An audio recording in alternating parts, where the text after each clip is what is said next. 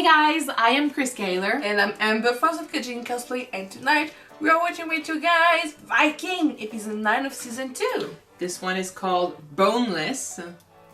Oh. Ooh. Okay, what happened last episode in Bloody Go? Yolborn received the ultimate punishment for traitor. It was beautifully shot, extremely intense, and it hurt physically for both of us. No, but really though, it's just every ritual we see of these guys, it's always incredible. Whether it's a sacrifice, a wedding, because we got a couple of weddings last episode, or a torture session. Yeah. Floki got married and he's gonna be a father. Yeah. So there's both happiness and unhappiness with that. Like we're not so sure. Aslog is thinking that she's burying a monster. She did say that, and I don't know what to expect. I was calling like Sigurd. Yeah, I was calling him like the sneaky little shit, but now we need to find another nickname for that new baby.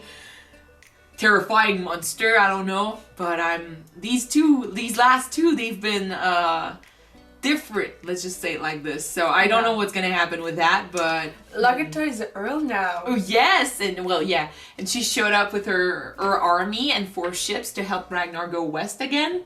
So there's that, and we got to see more of the manipulations going on in Ragnar's camp, his village.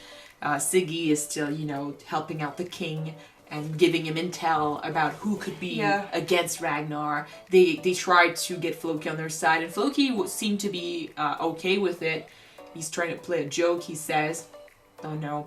What they tried to do was free Jarl Borg, and it did not happen, but there are people working against Ragnar right now, and I'm afraid of what they're gonna do next. Well, let's just watch it then. Yeah, let's see what happens in Boneless. Alright. Let's go. Oh, she's giving birth. Already. Oh shit. The monster, let's see what he looks like. Oh. In that time, there were so many deaths during childbirth. Oh yeah. Like it's surprising that they have that many children. For that many children, you have maybe just as much death, even more sometimes, so... What? Deaths? Ah, yeah. Yeah. He looks like a normal baby, so there's that. Which means the monster part is going to be in his personality and what he does. Your father has a new child. Son. Yes. I must congratulate your father. It is never a bad day to have a son. Oh. The gods cannot stop For her. offering him their blessings. Who are you? Thor. I meant, who are you to my son? A mother knows these things. She is a servant. And I am in love with her.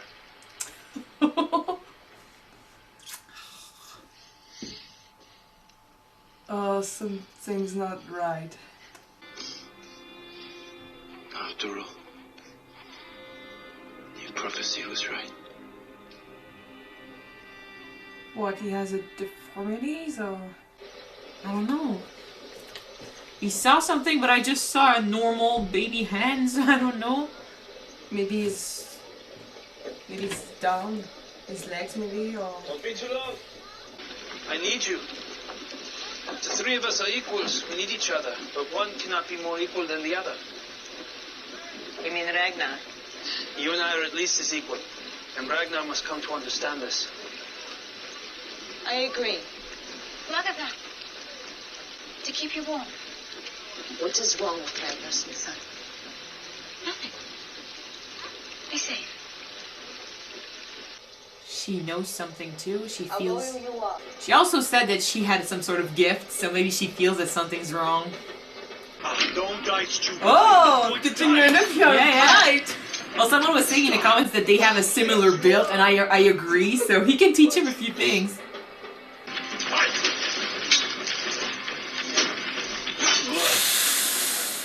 Ow! Holy shit!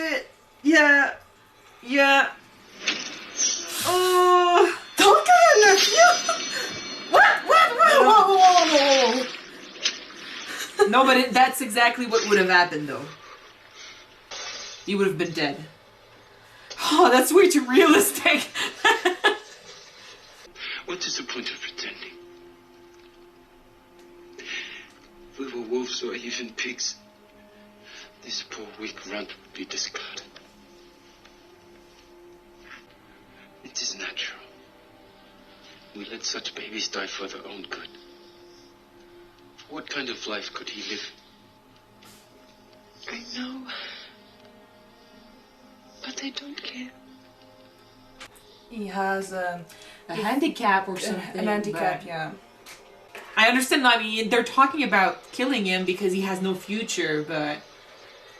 Which is a terrible thing to do if you're Ragnar or any parent, but... In this show, especially Ragnar. Maybe. Always so behind the times. But it's a beautiful baby. There's no other way.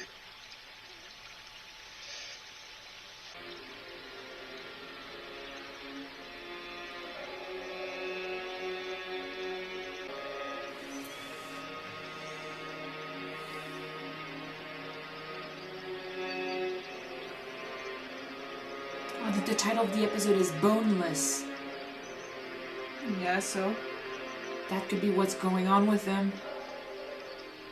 All you can have to provide for yourself. Kisses.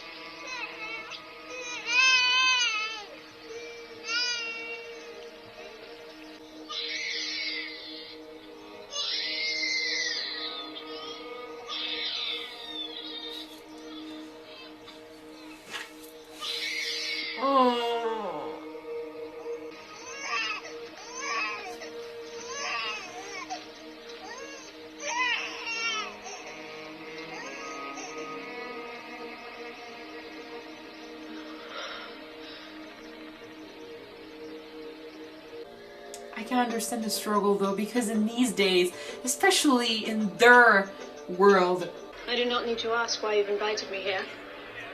I know very well. She got You spanked. want to influence the destiny of Mercia. My family are killing one another.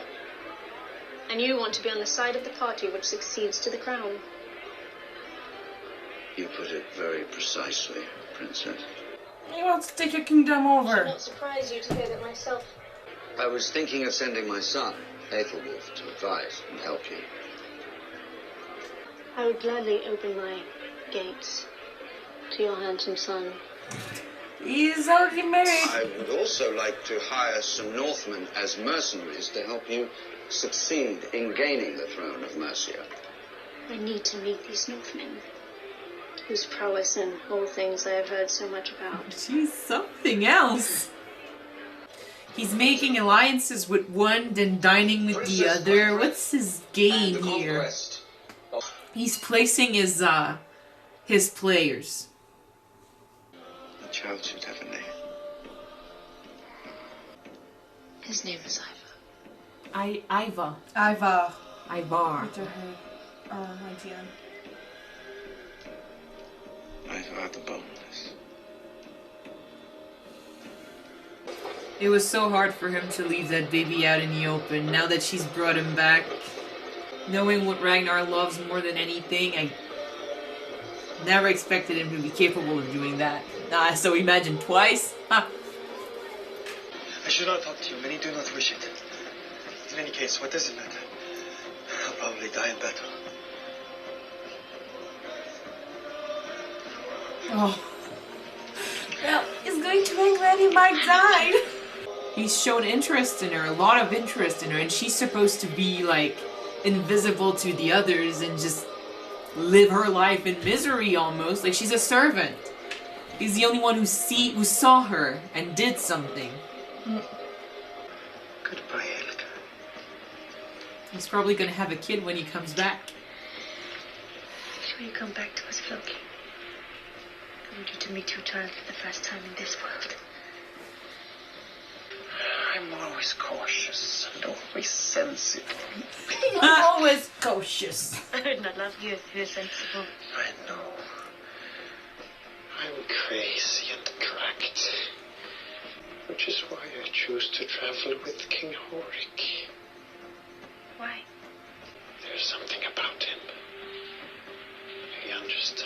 gods better than Ragnar? No. That is not possible. I mean the real gods. The darker gods. The gods that haunt me.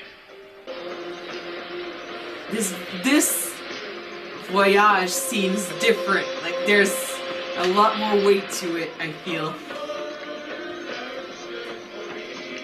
And the song is still really good.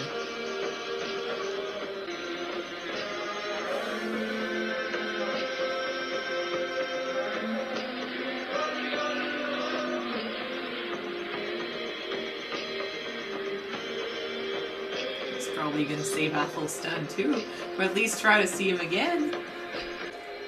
Please bring him back. You think he wants to come back?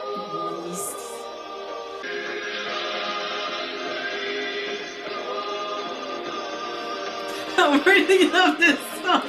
Holy shit.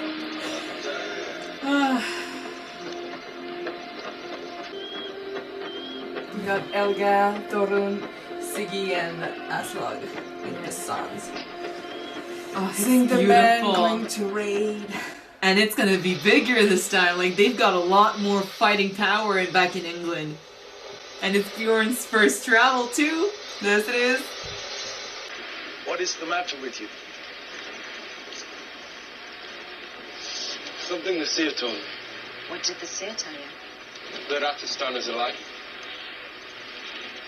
But I thought he was dead. That's what King Horik led me to believe. He also said that Athelstan betrayed him.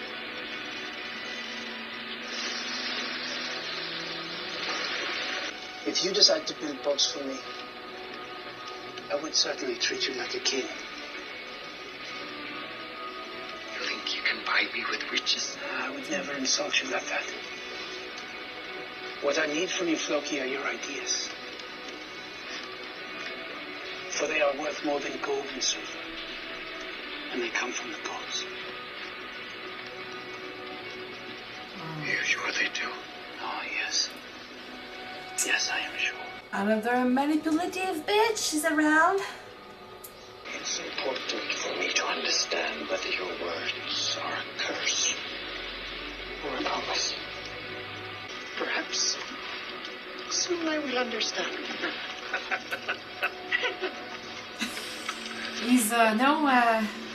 He's interested in what he wants to do, I feel like. He just wants to study him, just see what he's gonna plan for the future. I don't think he's ready to just take a side. Where is Torsten going? I sent him to inform the king of our return. Why? So he knows that we are here to talk. And not to fight. And you did that without consulting with me? You should have discussed it with us. King Horik is right. We'll try to remember that the next time. Well, Ecbert. There's not going to be a next time, Ragnar. Unless you agree you will never, ever do anything again without consulting with me first. For you and I are not equals. To their defense, though, they are right. You cannot act on your own when you're True. with other people in another country during a raid. True. And he does... I mean, it's not just Auric. He didn't tell Lagertha as well, so he needs to show his respect to them. But then Auric also lied about Athelstan, so maybe he also lied about the king. You know, he doesn't know. My father, King Ecbert, sends his greetings. He hopes that you will be prepared to talk to him. I am prepared. But we would have to exchange hostages. Of course. And my father also sent you this. As a token of his goodwill. It's Athelstan's. This is Athelstan's. I gave it to him. And he is alive. Athelstan is waiting to see you at my father's villa. You have his guarantee of safe passage, as well as my father's. Fernand. We will all come to your father's villa. The king is at a disadvantage here because he doesn't speak their language, so he cannot really do anything. No. I think only Ragnar can speak the language. I don't think that Bjorn or Lagertha learned it from No, that's the Athelstan thing. back in the days. Well, maybe they learned a little bit, but not enough to talk at length. Oh shit. Oh my god. What?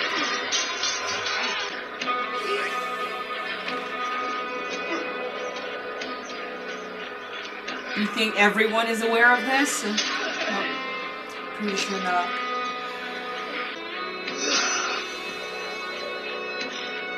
Well, we know one person is. You know, we never really knew what went on last time they were here. I wouldn't put it above them to have done something like this that led the others to attack them. And then they went back and said, oh, they betrayed us. If you say it like that, I wouldn't be surprised too. It's gonna end here. Ah! Maybe the king did the same thing. Wait. Wait. The first time that they went to England. There is, you know, Ragnar has been saying a lot this episode that, oh, he lied to me about Athelstan. He told me he was dead. He told me he betrayed them. And then he learned that it's not true. So and the way he was acting, you know, not telling him about what he wanted to do and stuff, I feel like maybe Ragnar is doubting the king's word on what went on. And we didn't see what went on. All we saw was Athelstan's group and suddenly they were attacked. The king wasn't with them.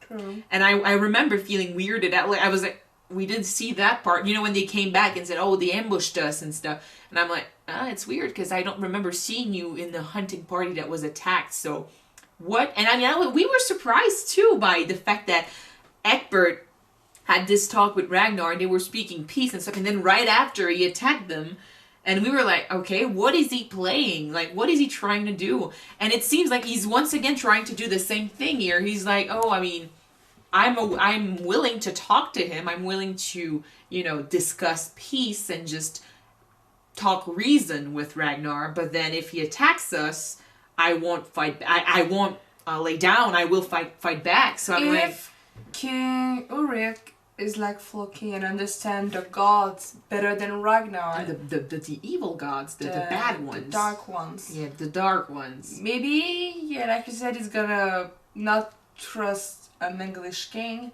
to his word and want to make peace with him. And you know, he's because saying, that will be going against the gods and what they're or I mean, he's capable of mischief. Like, we know he's been trying to overcome Ragnar in his own way. He hates the fact that Ragnar is bigger than him. Like, he took the time to push Ragnar down in this episode when he was saying, we are not equals.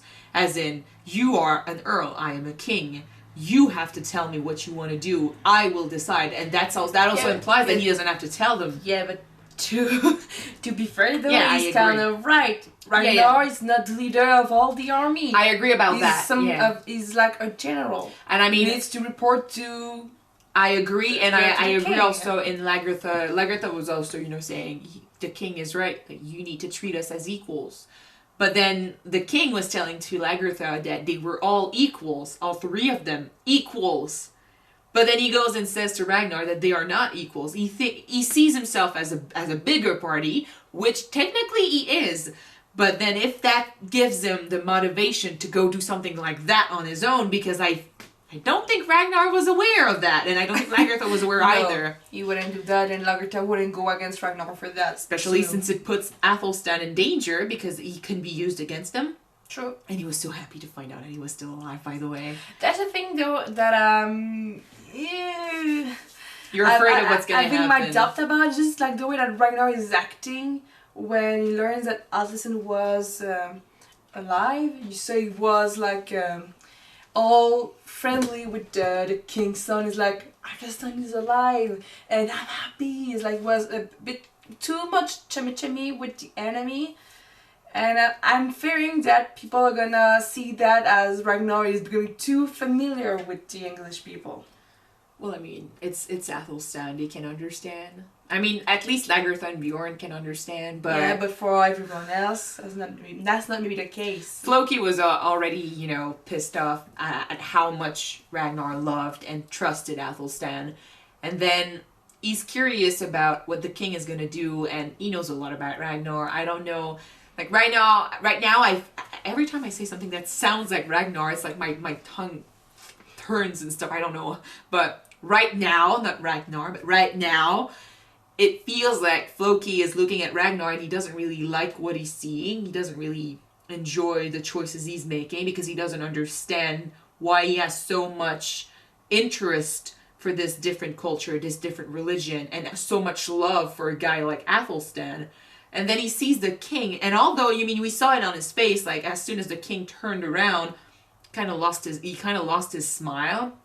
And I feel like Floki... I mean, his name is Floki, for God's sake. Like, he understands, and he's religious. Like, he really listens to the gods, and he really knows their story, and everything he does, it's for them.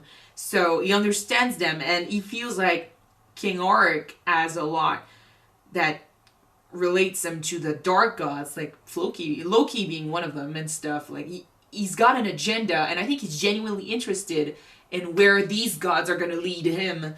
So he wants to see what's going to happen. I don't know what his motivation is. I don't know what he's looking for. I don't think he is on his side. Like, he's not going to betray everyone just yet. But I think that right now, he doesn't really like what he's seeing with Ragnar. Yeah. Whereas he's interested in what he's seeing with the king. At least he's curious enough to see what's going to happen.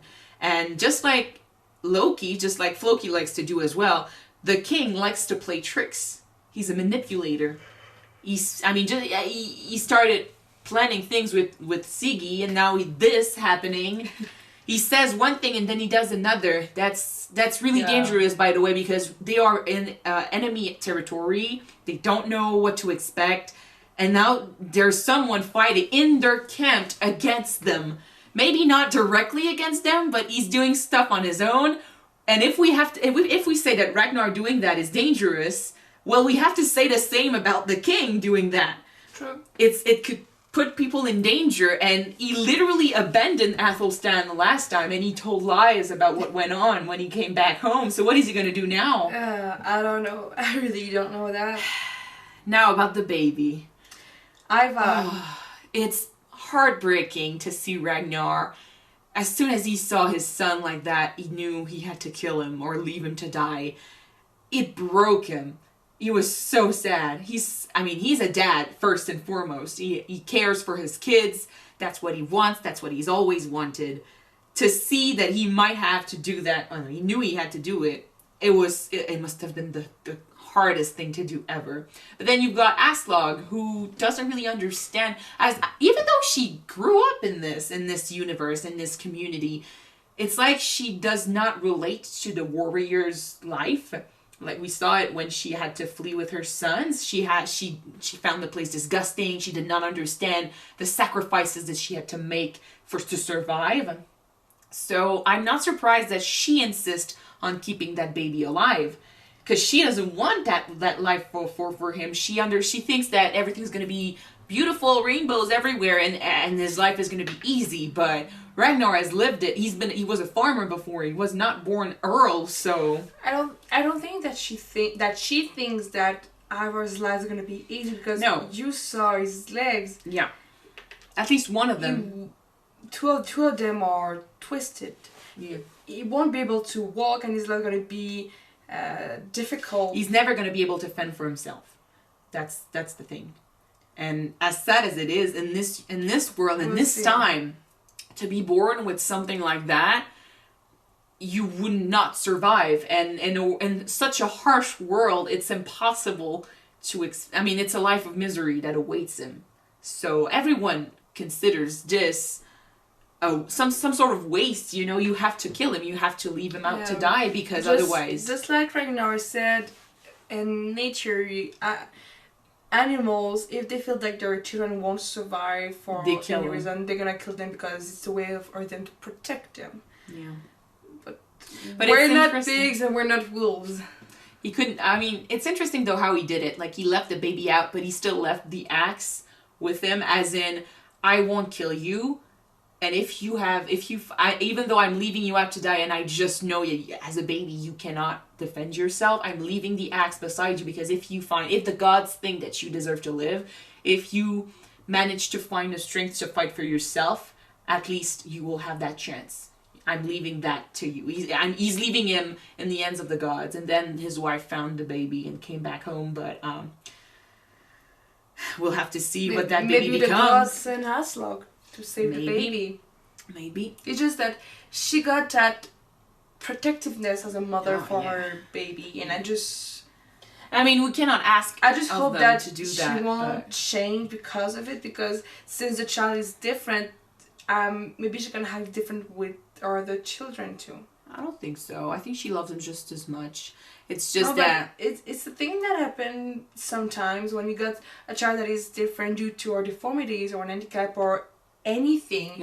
So you're treating him differently. And well, he's gonna have to be treated differently. I know, but sometimes the other children in the family see that you don't maybe treat them the same way or love them the same way because the child has a more difficult life than yours. So.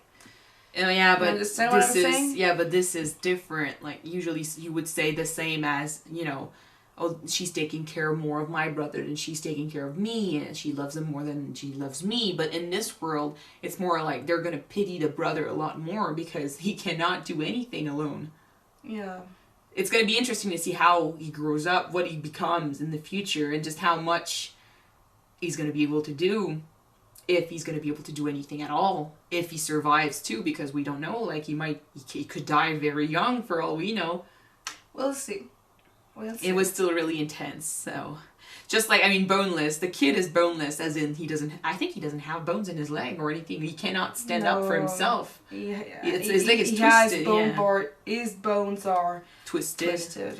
But the actual person who was boneless was actually, I mean, the parents, they couldn't do what they had to do. What? Oh, I mean, spineless, basically. The parents couldn't do what they had to do. So, we'll have to see. Alright, there's so much happening. This show gets really good. Like, the more you go into it, it gets better and better. It really does. I'm also afraid of what Athelstan is going to do. He's torn between two people, two cultures, two places. He loves both. So what is he going to do? What about the princess from she's intense. She's really interesting, though. I don't know what's going to happen. Maybe she's going to end up being pregnant with the king's baby. That would be... Or one of the soldiers. Who knows? Or one of the soldiers. But I mean, if she ends up being pregnant... a bunch of them went that night. If she ends up being pregnant, they could say that it's one of the soldiers.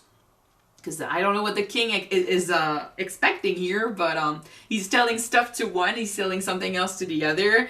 He's manipulative, so he is. We'll have to see what happens.